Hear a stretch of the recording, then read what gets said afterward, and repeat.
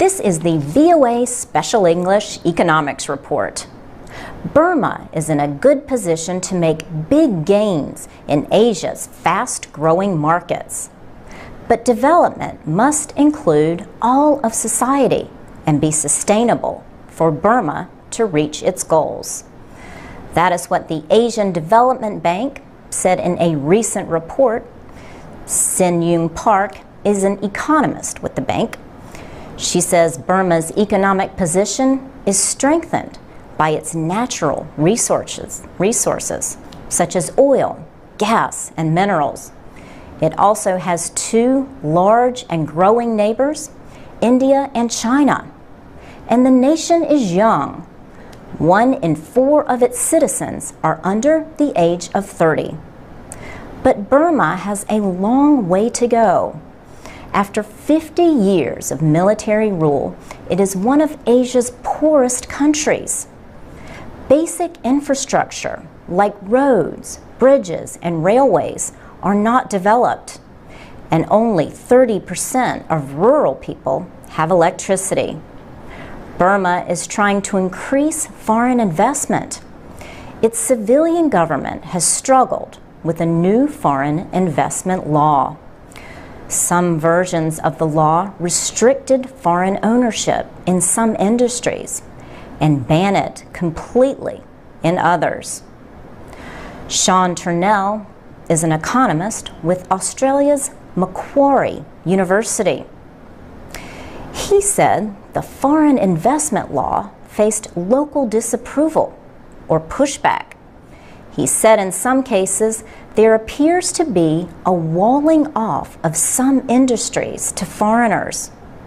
For years, Burma's military closely controlled the economy. Relatives and friends of military members received rich contracts. Now, the civilian government wants to expand services and manufacturing. It has considered giving foreign companies low tax rates so they will invest. But experts say this could be a mistake. Sean Turnell says investors are concerned about infrastructure problems, not taxes. Economists also say tax breaks for local businesses may not be the answer either. They say the lack of access to credit for farmers and businesses in Burma is a bigger problem. Reform in Burma is still in the early stages. The country recently announced new rules ending direct government censorship of news media. Reporters now must send censors their work after it is published instead of before. Some reporters say they will wait to see if this means more freedom. Sin Yoon Park says investors too are waiting to see if reform will succeed. It is really going to take a while, she says, before the investors do believe that this reform is sincere and the government is not going to retrench. For VOA Special English, I'm Laurel Bowman. This is the VOA Special English Economics Report. Business is the most popular subject for international students in the United States. At last count, 22% of foreign students at American colleges and universities were studying business and management.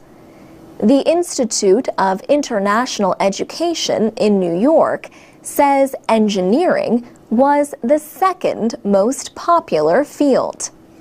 Thomas Kosei is a professor of marketing and business at the University of Richmond in Virginia. He says international students who want to study business need to have good English skills. At the same time, native English speakers who work with foreign companies may need to learn some new communication skills themselves. This is because the world has more non-native speakers of English than native speakers. At the University of Richmond, teams of graduate students work with companies seeking to enter the American market. The students learn about writing market entry studies. The reports are written in English, but Professor Kosei tells his students to consider who will read them. He said his students have to write the report so that it can be understood by someone who is an English speaker but not a native English speaker. For example, he tells his students to avoid jargon and other specialized terms that people might not know in their own language. This can be good advice even when writing for other native speakers. But effective communication involves more than just words. Kay Westerfield is director of the International Business Communication Program at the University of Oregon. She says you must have the language skills as well as cultural intelligence. Cultural intelligence means the need to consider local behaviors in everything from simple handshakes to speaking to large groups. Still, Kay Westerfield says the ability of foreign workers to speak English is becoming more important to companies looking to off-source operations to other countries. Also, she says English skills often provide a competitive edge for business students when they seek jobs. She said, as one business student in West Africa put it, English is a lifeline. For VOA Special English, I'm Alex Villarreal. We offer live English lessons Monday through Friday at the VOA Learning English page on Facebook.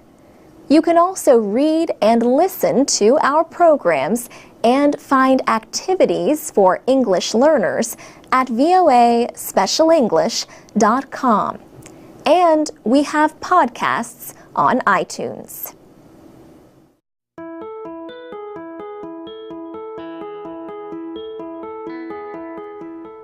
From VOA Learning English, this is the Economics Report.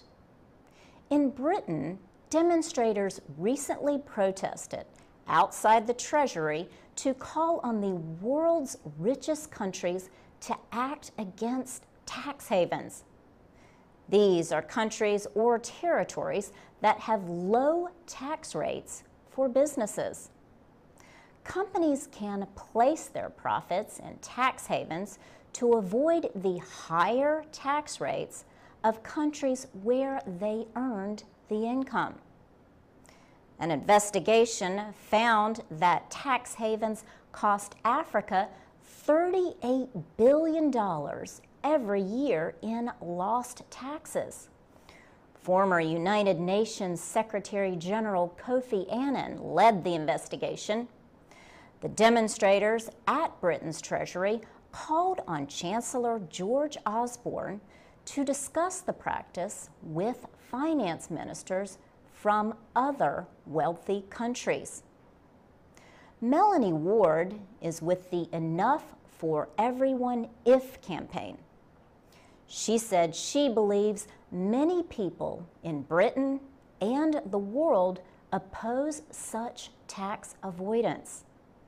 Tax havens and low-tax countries like Ireland are popular, but critics of tax havens say big companies transfer profits out of the countries on which their income depends.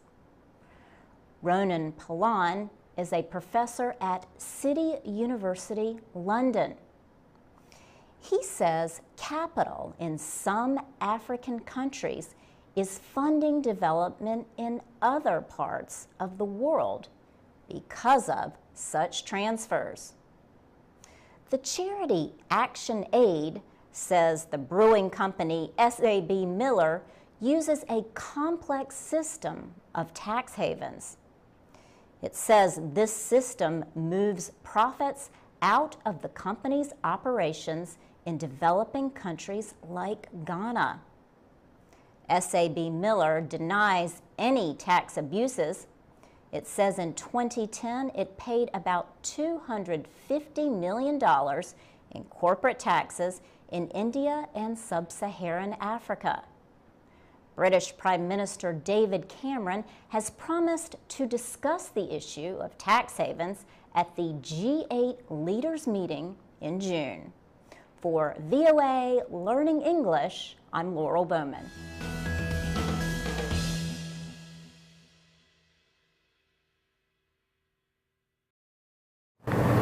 This is the VOA Special English Economics Report. The highest court in the United States is considering the constitutionality of the new healthcare law. The Supreme Court heard arguments at the end of March over the question of what is called the individual mandate. It is part of the Affordable Care Act, which Congress passed and President Obama signed into law 2 years ago.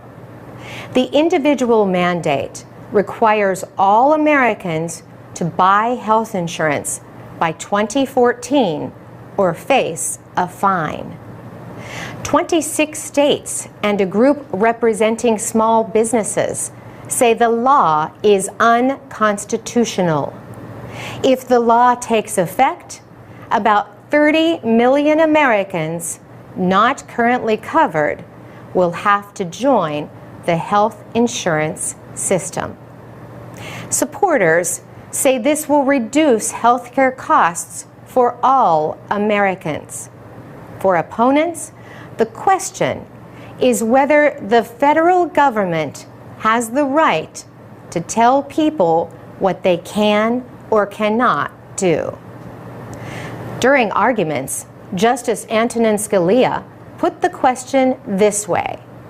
What is left? He asked. If the government can do this, what else can it not do? The Obama administration says the law has already helped millions of Americans.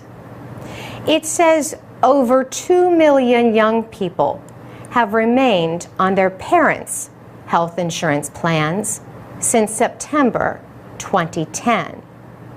Before then, many young people lost health coverage after they left home or reached a certain age.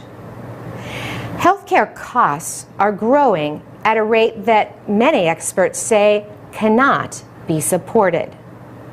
The Council of Economic Advisors advises the President on economic issues.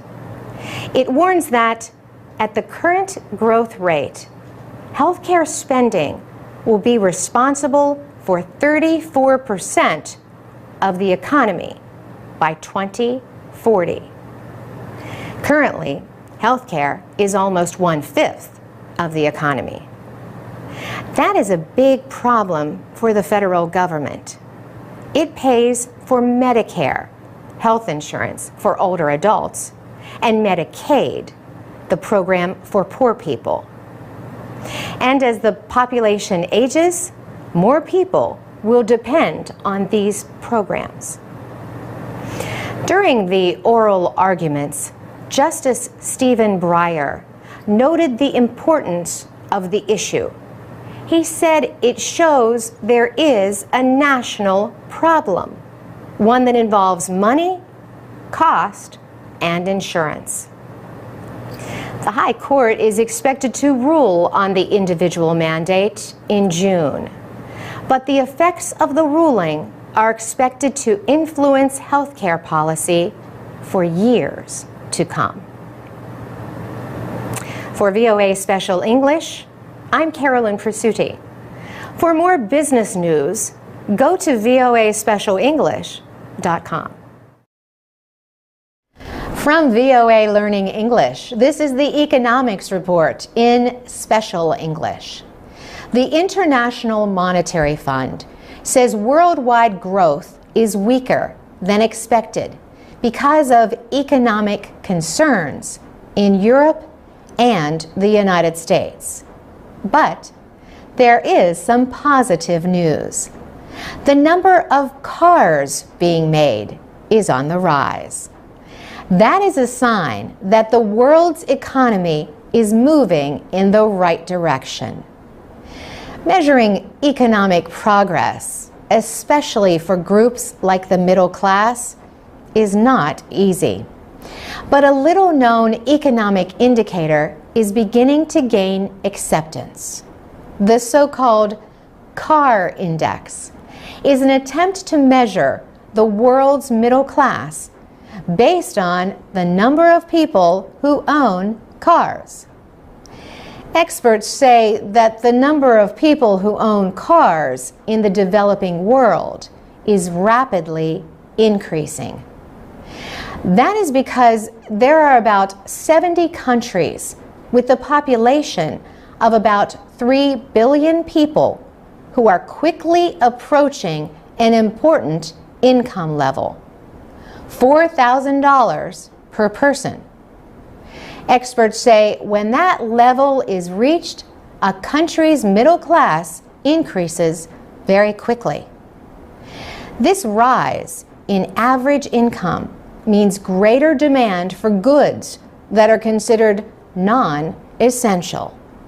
And many of these goods are produced in Japan, Germany, and the United States. The International Monetary Fund says consumer spending in developed nations has fallen since the economic downturn of 2008. The fund's managing director, Christine Lagarde, points to the debt crisis in Europe and problems in the United States economy as threats to the global economy.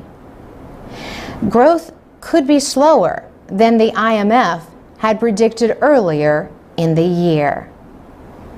On the other hand, recent studies show consumer spending in developing countries has increased 3 times faster than in developed economies.